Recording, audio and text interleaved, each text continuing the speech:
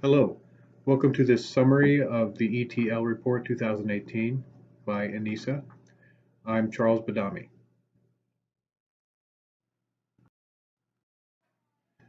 This presentation is a summary of the ENISA Threat Landscape Report for 2018.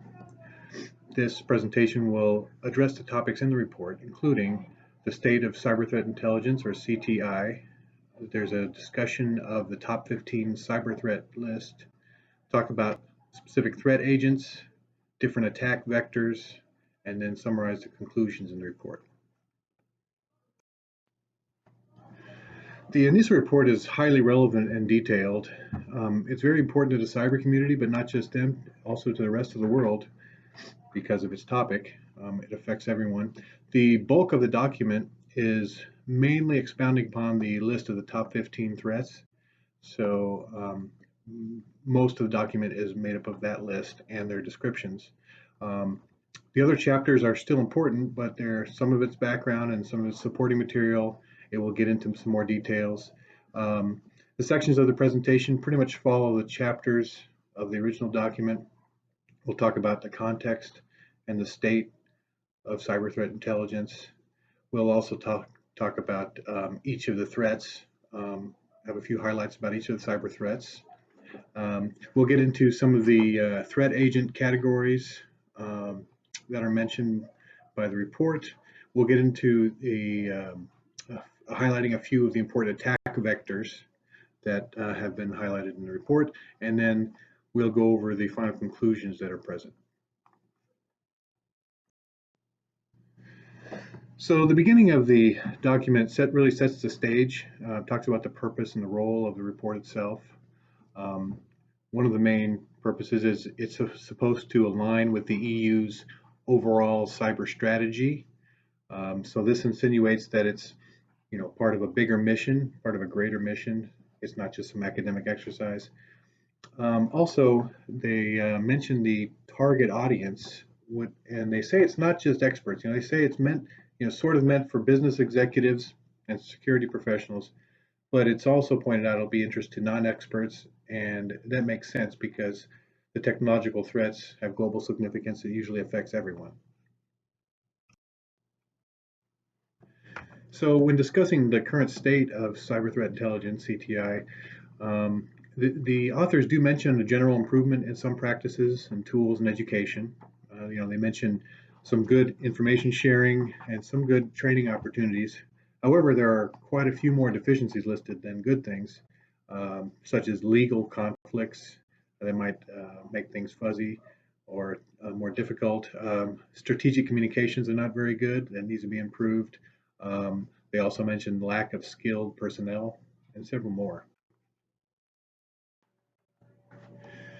So, in addition to the deficiencies and positive improvements they've been seeing, the authors also report that or recommend that organizations should adopt a more proactive CTI program.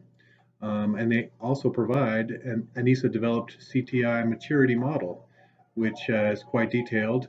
And organizations can use this to evaluate their progress and readiness level to deal with threats in their program. So the CTI program, which is another structure they mentioned as an infrastructure, involves all stakeholders and information flow through different layers. Evaluation criteria are provided here, quantitative and qualitative. And there's 4 levels of maturity that can be progressed through, starting with initial, then managed and repeatable and optimized. And that would be the highest level. So as an overview of the rest of the report, chapters 1 and 2, as we said, it comprises a complete plan, really, a recommendation that could be used immediately to apply to some organization CTI infrastructure. The rest of the report, though, does go into detail on the purpose, kind of the motivation behind all that, why you would even want to do that.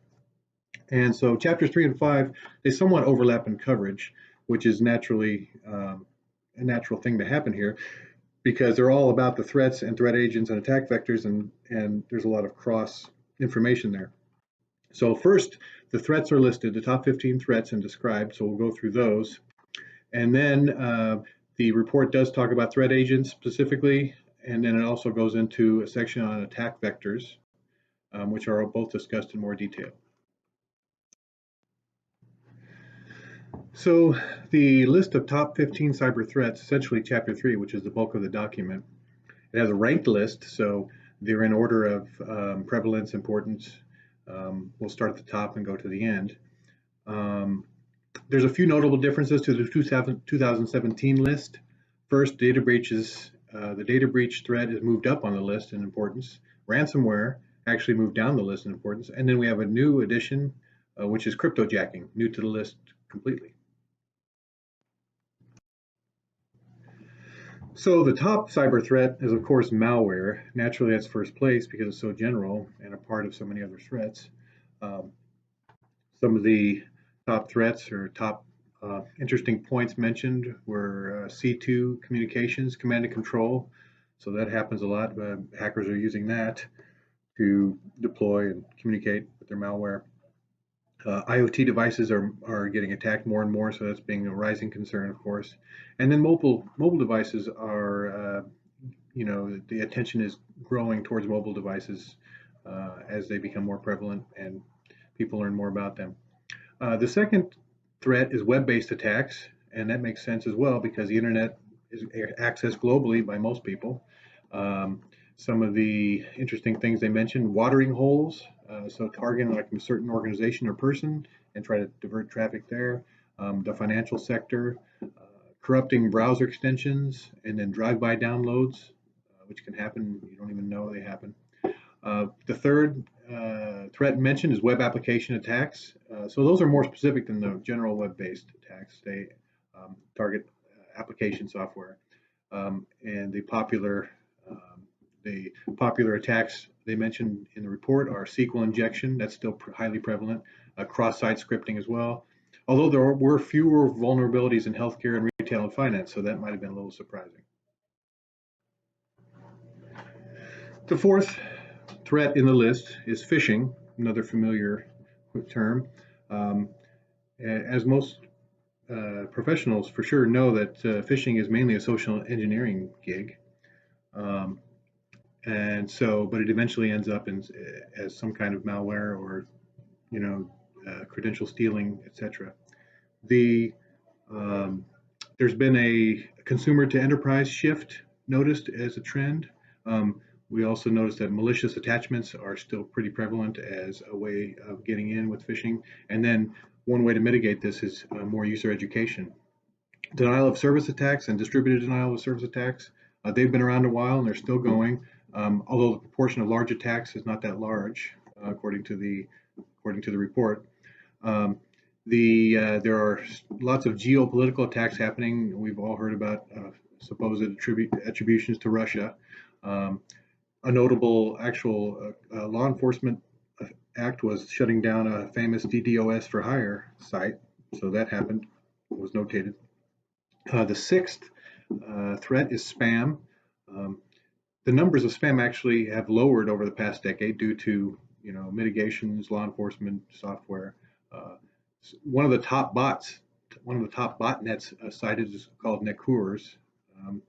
And then one of the top themes, like in spam emails, is to do with privacy regulation, trying to get people to act based upon that, which is kind of ironic. The seventh threat on the list is botnets, which is, of course, related to some stuff we've already been talking about. Many of the botnets were found to be inspired by the Mirai bot, and some are different. Quite often, botnets are, especially now, doing crypto mining attacks. They are attacking social media for influence or to get credentials. Speaking of which, there's also credential reuse attacks. So that's a common botnet exploit. Number 8 is data breaches. And of course, we've been hearing a lot about those in the news all the time.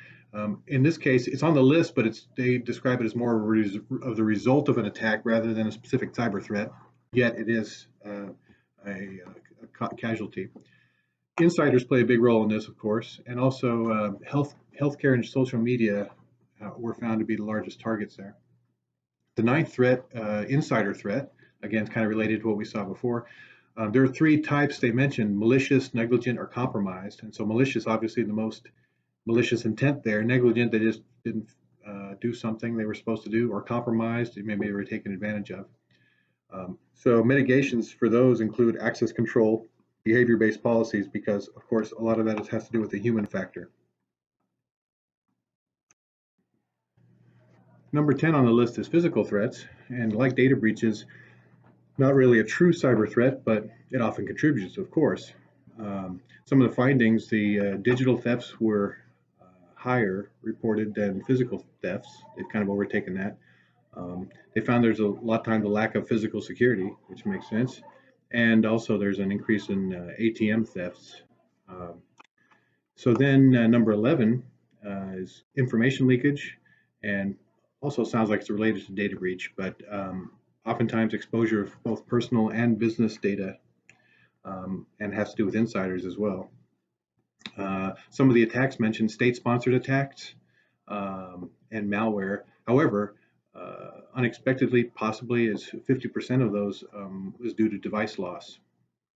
And then number 12, identity theft. Um, a successful identity theft attack is not just one thing. It usually involves many pieces of stolen data, so it can be quite complex. And so many different angles there and devices in the threat. Oftentimes, the cloud is a popular attack vector, but also social engineering is a big part of the identity theft escape. Number 13 on the list is cryptojacking. So this is the new one to the list, and makes sense it's new. It has to do with cryptocurrency, which hasn't been around all that long. It has to do with stealing processing power for crypto mining. And this also helps explain the decrease of ransomware, because cryptojacking's possibly a little easier, maybe more profitable. Anonymous, cryptocurrency is anonymous, so the payments and just getting you don't have to ask anybody, you just get the money for the mining. Number 14 is ransomware, and as we mentioned, that sank down the list of rankings, possibly because of cryptojacking, but it's still prevalent. Ransomware in medical devices, the hospitals, they usually try to pay, so they're easy targets. Does that make sense? And then also nation states make use of this. It's the famous WannaCry attributed to North Korea is an example of that. And then the last one, cyber espionage. Again, effective tool for nation states, just like the traditional espionage. And due to lots of different incidents, such as maybe being provoked by economic reasons, etc., the top countries, top adversarial countries, usually identified for cyber espionage are China, Russia, Iran, and North Korea.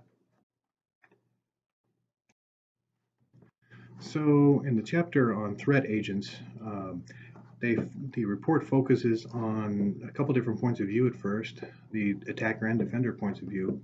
On the defender points of view, they explain that organizations are trying to understand attack motives and maybe performing undercover activities, penetration simulations, all that. On the attacker side, attackers are changing tactics and tools.